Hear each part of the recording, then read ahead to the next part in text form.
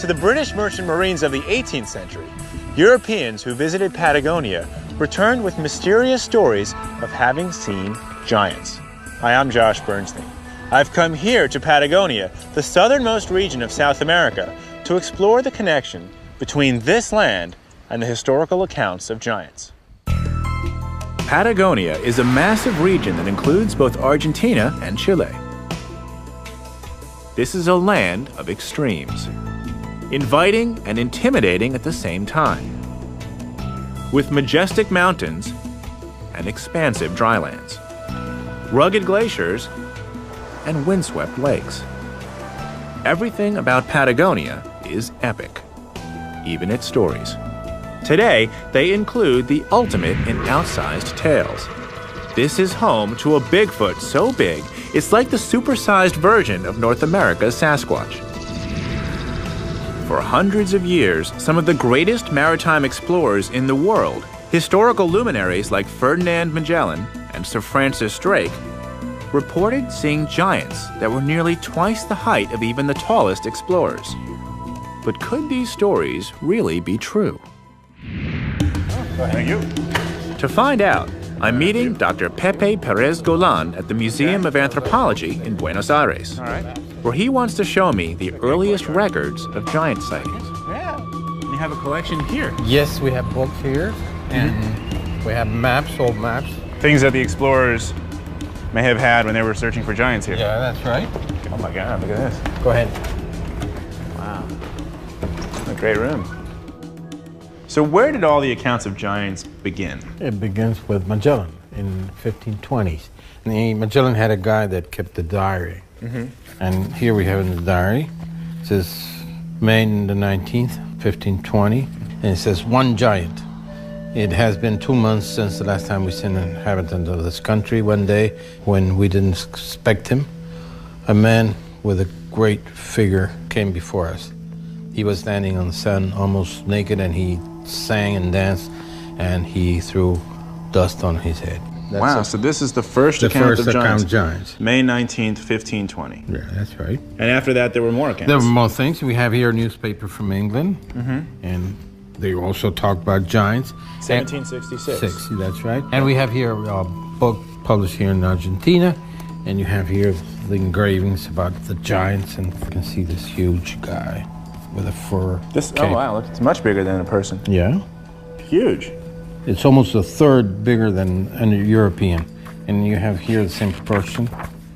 Here you see the Patagonians sitting there, and the British They're almost as tall as a man even when they're sitting. Yeah, that's right. So these explorers who are seeing these giants, these are not just like dime store novelists. These are real explorers. No, they're explorers and they're scientists, and they were trying to describe what they saw.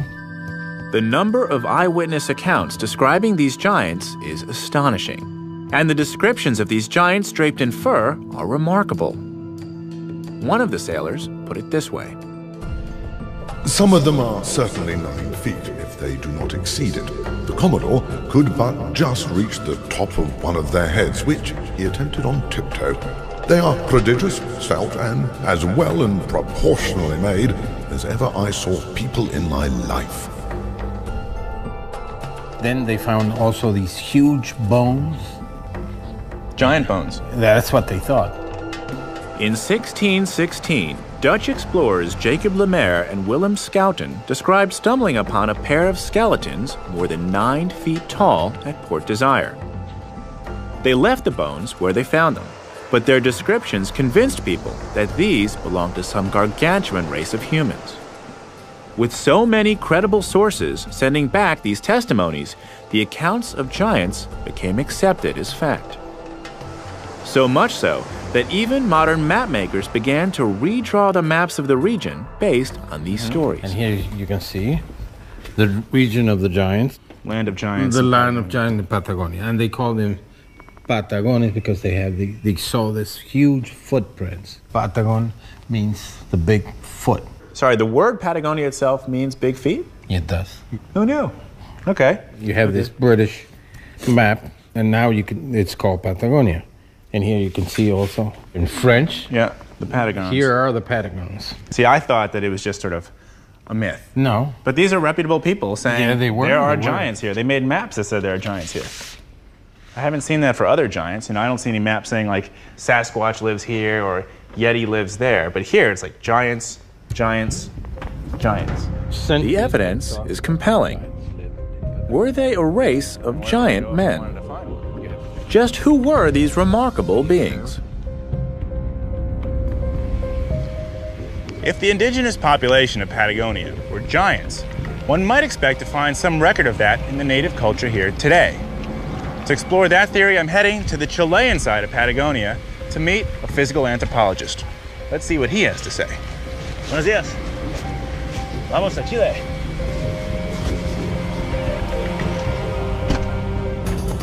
I'm flying south into Chile to Punta Arenas, near the famous Straits of Magellan, to meet Dr. Mario Castro.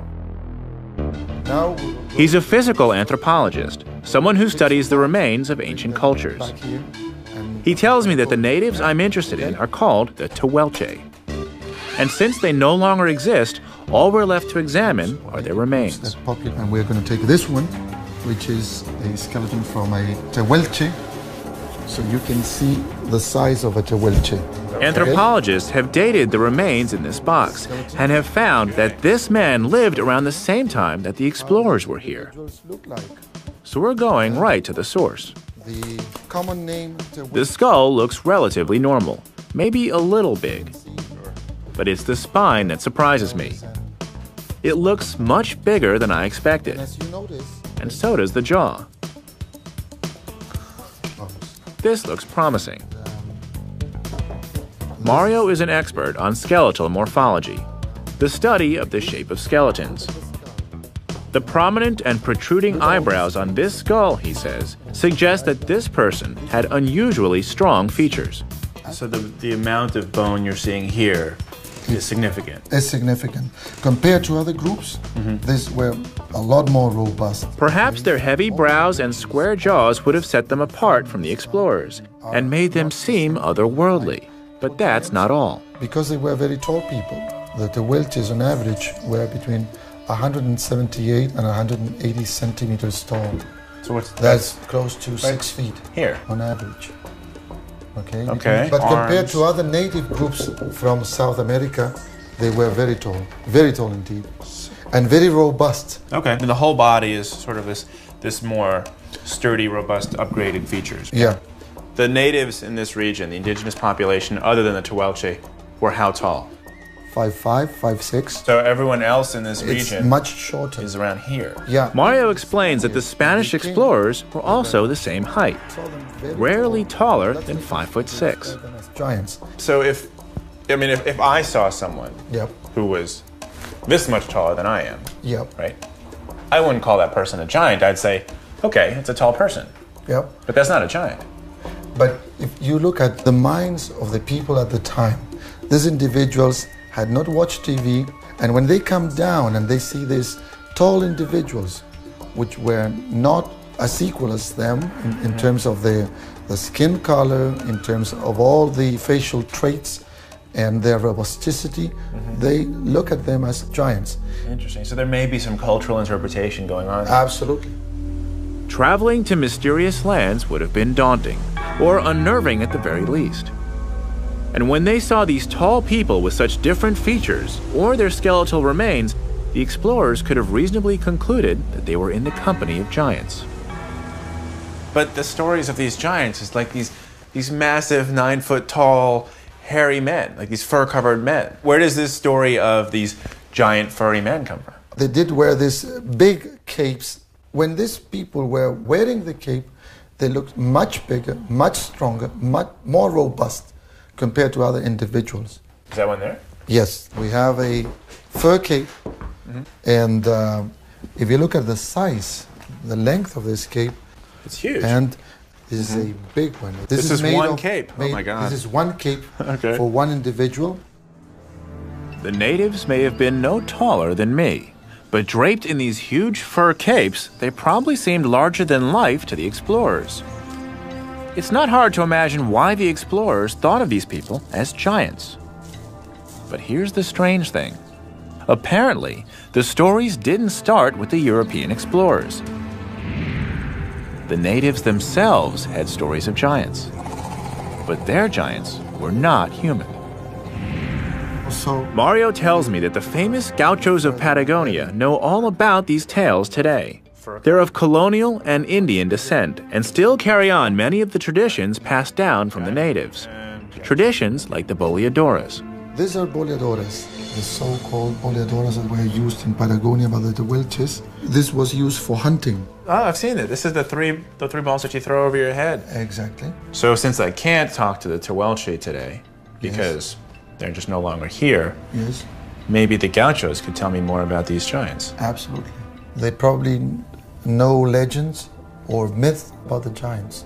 Wow, sounds like I've got to go find me some gauchos. The belief that giants lived in Patagonia was so pervasive that early maps were commonly labeled Regio Gigantum, Land of Giants. I've seen evidence of an extraordinarily robust people who gave the explorers reason to think that giants existed here. But it's the native legends that could hold the key to the bizarre Bigfoot stories of South America. Now I'm crossing the border once again to go to the outskirts of Buenos Aires to meet some gauchos and learn more about the legendary giants of Patagonia. The word gaucho means nomad or orphan, basically somebody without attachment. Today, the gauchos are still nomads in spirit, moving across the ranges as the cowboys of Argentina. I'm hoping that their connection with the people of the past can tell me more about the legends and stories of giants. Pleasure to meet you. This horse likes to run. So you guys are doing what? Herding the cattle. Herding the cattle. Yeah. Can I help? Yeah, that one. Yeah.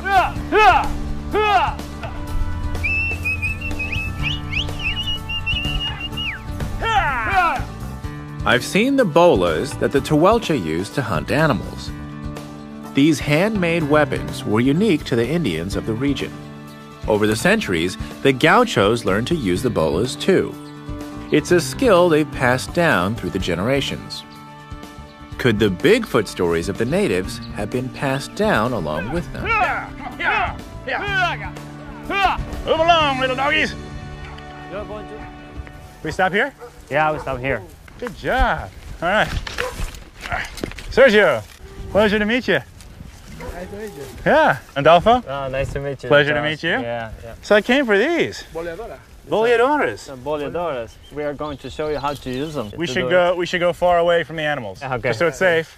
You can teach me how. You're the boleadora master. Okay. We don't want to hurt any animals, so the gauchos have recruited another type of prey. We want to Alright, introduce you to Paisa. Bolas can be pretty dangerous. So Paisa has wrapped protective padding around his legs. Good luck, Paisa. Ready? Okay, we better back up. Okay. Swung overhead in a whirling motion and thrown with precision, Good luck. the boleadoras wrap around the legs of the prey, in this case, Paisa. You got him. Nice shot. You're okay? Here. Nice. Congratulations. You survived. Wow. Look at that. Okay. My turn? Can I try? Yeah, you Show can, me you how? can try, yeah. I'm not as skilled as Sergio. I can't bring myself to swing the bolas at our victim here, so I pick a bush. Like this. It was close. I'm going to do it again. This method of using boleadoras was